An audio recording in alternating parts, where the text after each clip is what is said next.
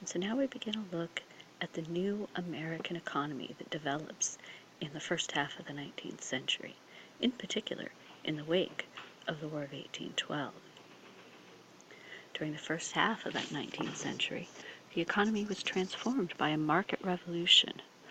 This was brought about by the development of large-scale commercial agriculture, where farmers sold their surplus crops and livestock for cash to distant markets, causing a standard of living to rise for most Americans. And from there were tremendous opportunities for economic gain. This market economy would be encouraged by simultaneous revolutions in transportation, communication, and industry. Until the 19th century, transportation was slow and expensive. Recognizing the success that the Roman Empire had had with its network of roads, political and business leaders in the United States began to construct roads and canals to connect the different parts of the nation. Congress voted to approve large amounts of money for these so-called internal improvements at federal expense. The Cumberland Road, which saw its initial construction from Cumberland, Maryland, across the Allegheny Mountains, began in 1806 and was extended to Wheeling, Virginia, now West Virginia, with funds provided in 1816. Additional funding for other improvements, which was hoped for in the wake of the War of 1812, would be vetoed by President Madison, so the other internal improvements, including the construction of the Erie Canal, had to be completed with private and state investment only. By 1821, more than 4,000 miles of turnpikes, which were roads whose users paid a fee to use, basically a toll road, had been built in the United States. The invention of the steamboat by Robert Fulton in 1807 made river transportation quicker and cheaper. It also made return trips upriver practical, as ships typically had had difficulties making any progress in strong river currents. Fulton's ship, the Clermont, was able to make a 150-mile journey between New York City and Albany in the unheard-of time of 32 hours, and this was going upriver. By the early 1820s, settlers going west took steamboats from New Orleans up the Mississippi River and into the Ohio River, and the popularity of travel by steamship continued to grow. Both people and goods could move up and down the river systems quickly. But of course, rivers didn't go everywhere. Where there was no natural river, an artificial one would have to be built. The Erie Canal, completed in 1825, was built by the state of New York under the leadership of DeWitt Clinton. This canal was in effect an artificial river. It provided an important route for settlers going west from New York City. They could travel up the Hudson River to Albany and then westward on the Erie Canal to Buffalo on Lake Erie. This all-water route from the Atlantic Ocean would also enable Western farmers to ship their produce eastward at a greatly reduced cost. New York City, at the mouth of the Hudson River, already important to trade, quickly would become the leading commercial center on the Atlantic coast, and as more canals were constructed, expanding the frontier areas that could reach the city, it grew even more so. Other eastern seaboard cities, such as Baltimore and Philadelphia, also began building canals to compete with New York. To get over the mountains, these canals built a series of locks that could be filled or drained of water to allow ships to rise or lower in elevation. The basic concept of the lockstep canal is still in use even today. The Panama Canal, one of the most important in the world, uses a series of locks to take ships over the Continental Divide in Central America. Although the canals existed in both the northern and southern portions of the United States, most of them would be built in the northern states because that's where most of America's industry was located. The early railroads were short lines built to supplement canal and river transportation. In 1830, the Baltimore and Ohio Railroad, the first railroad in the United States, opened 14 miles of track going westward from Baltimore.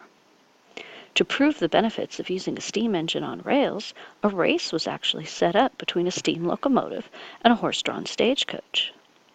2 tracks had been constructed side by side for testing the steam locomotive, known as the Hom Thumb, and the race would take place on those.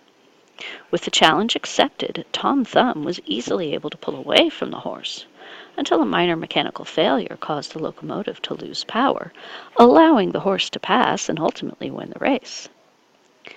Despite the fact that the horse did beat the railroad, it was realized that the locomotive would offer superior performance in the long run.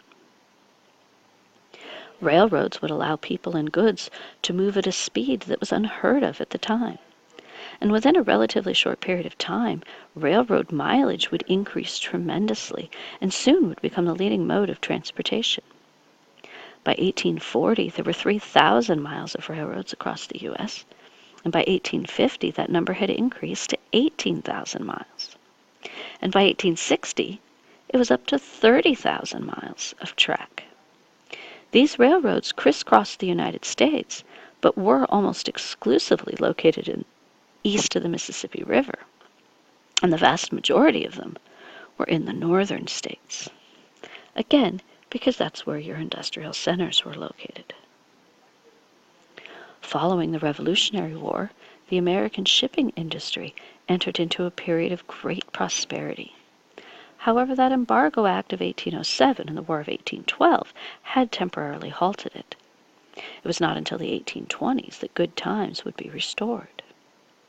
During this time frame, Americans also developed the clipper ship, the speediest sailing vessel of the time, which carried passengers and freight throughout the world and would challenge British vessels for supremacy on the high seas. The speed and reliability of the clipper ships would encourage American trade throughout the world and would even carry massive waves of miners to the West Coast once the discovery of gold happened in California in 1848.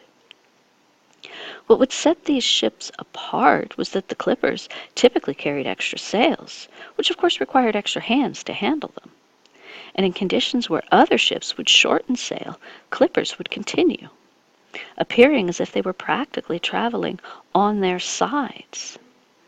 Clippers, though, were optimized for speed only and carrying highly priced cargo in small quantities, such as tea or spices or opium. As newer models were built, older ones were quickly replaced, most being scrapped after just 2 decades of service. Now, one clipper ship actually set the speed record for a sailing ship in 1854 and held that record for 100 years. The ability to quickly transmit information over long distances would also prove to have an enormous impact on many diverse fields, like journalism, banking, and diplomacy. In 1837, Samuel Morse patented a transmitter that could send short or long electric currents, which would move an electromagnetic receiver to record the signal as dots and dashes. Morse established the first telegraph line between Baltimore and Washington, D.C., and it officially debuted in 1844 with the transmission of the message, "What hath God wrought?" By 1850, almost every state east of the Mississippi had telegraph service, and 12,000 miles of telegraph cable had been strung that could transmit 30 characters per minute. Throughout all of the 1820s and beyond, the federal government offered limited funding for these internal improvements. The term internal improvements generally means the creation of a transportation infrastructure like roads, turnpikes, canals, harbors, and various navigation improvements. One early government-funded project was that Cumberland Road, which Congress had approved in 1806, basically building a road between the Potomac River and the Ohio River. It was later pressed on through Ohio and Indiana and halfway through Illinois as well, along what is now U.S. Route 40. It became the national road and was the largest single project of the antebellum era, with nearly $7 million US spent between 1806 and 1841. That's a federal investment. of government subsidies for internal improvements was a key point of contention between the two major political factions in America for the first 60 years of the 19th century, specifically between the Federalists and the Democratic Republicans. Political support had begun with Alexander Hamilton and his report on manufactures at the turn of the 19th century, and continued with the Whig Party, led by Henry Clay from 1832 until its demise in 1852, and then the Republican Party from its formation in 1856. But with the Democrats in control for much of the time period between 1828 and 1860, most of this investment was carried out by private and state interests. The time period following the War of 1812 was also characterized by an explosion in inventions in the United States. The U.S. Patent Office in its earliest years tended to approve a patent for a new invention about once every 4 to 5 days. By the 1830s, that pace had increased to more than 15 per day, on average, and it continued to climb. Most inventions by U.S. developers were of a practical nature, meaning they were meant to apply to some level of work by improving efficiency or reducing costs. Many also resulted in dramatic changes to society as a whole.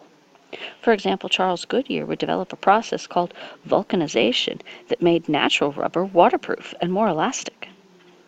The rubber was then used to produce shoes, belts, and hoses, and eventually tires. An early form of refrigeration was patented in 1805, though it was never actually built at the time. It was later built as a machine that could produce ice.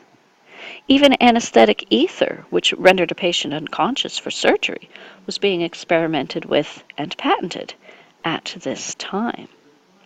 But let's take a closer look at some of the items that changed American agriculture and industry.